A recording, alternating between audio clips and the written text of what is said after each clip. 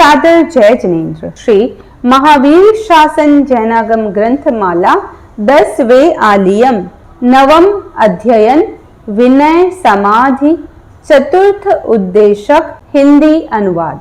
आयुष्मान, मैंने सुना है उन भगवान ने इस प्रकार कहा। इस निर्ग्रंथ प्रवचन में स्थविर भगवान ने विनय समाधि के 4 स्थानों का प्रज्ञापन किया है।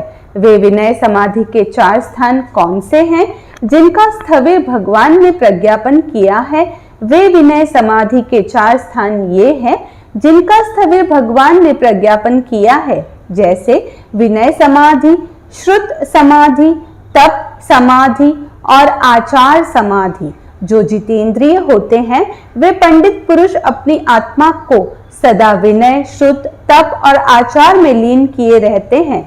विनय समाधि के 4 प्रकार हैं, जैसे शिष्य आचार्य के अनुशासन को सुनना चाहता है, अनुशासन को सम्यक रूप से स्वीकार करता है, वेद की आराधना करता है अथवा अनुशासन के अनुकूल आचरण कर आचार्य की वाणी को सफल बनाता है, आत्मोत्कर्ष नहीं करता। यह चतुर्थ पद है और यहाँ एक श्लोक है। मोक्षार्थी मुनि हितानुशासन की अभिलाषा करता है, सुनना चाहता है, शुश्रूषा करता है, अनुशासन को सम्यक रूप से ग्रहण करता है, अनुशासन के अनुकूल आचरण करता है। मैं विनय समाधि में कुशल हूँ, इस प्रकार गर्व के उन्माद से उन्मत्त नहीं होता।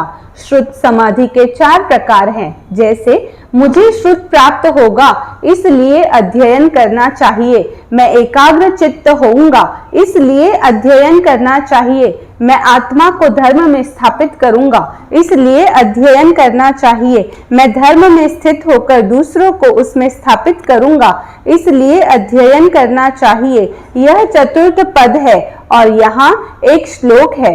अध्ययन के द्वारा ज्ञान होता है, चित्त की एकाग्रता होती है, धर्म में स्थित होता है और दूसरों को स्थिर करता है तथा अनेक प्रकार के श्रुत का अध्ययन कर श्रुत समाधि में रत हो जाता है।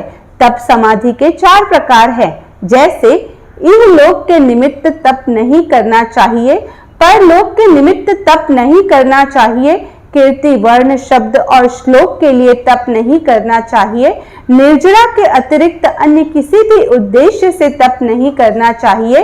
यह चतुर्थ पद है और यहाँ एक श्लोक है।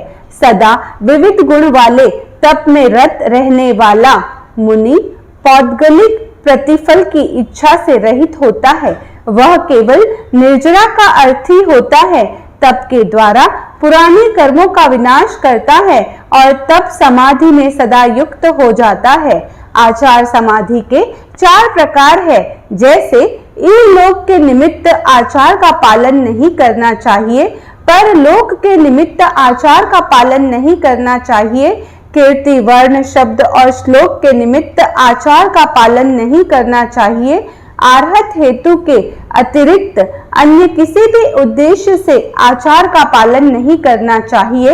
यह चतुर्थ पद है और यहाँ एक श्लोक है। जो जिन वचन में रत होता है, जो प्रलाप नहीं करता, जो सूत्रार्थ से प्रतिपूर्ण होता है, जो अत्यंत मोक्षार्थी होता है, वह आचार समाधि के द्वारा संवृत होकर इंद्रिय और मन का दमन करने वाला तथा मोक्ष को निकट करने वाला होता है। जो चारों समाधियों को जानकर सुविशुद्ध और सुसमाहित चित्त वाला होता है, वह अपने लिए विपुल हितकर और सुखकर मोक्ष स्थान को प्राप्त करता है। वह जन्म मरण से मुक्त होता है, नरक आदि अवस्थाओं को पूर्णतः त्याग देता है। इस प्रकार वह या तो शाश्वत, सिद्ध अथवा अल्प कर्म वाला महर्धिक देव होता है, ऐसा लेखक कहते हैं। ओम अरहम।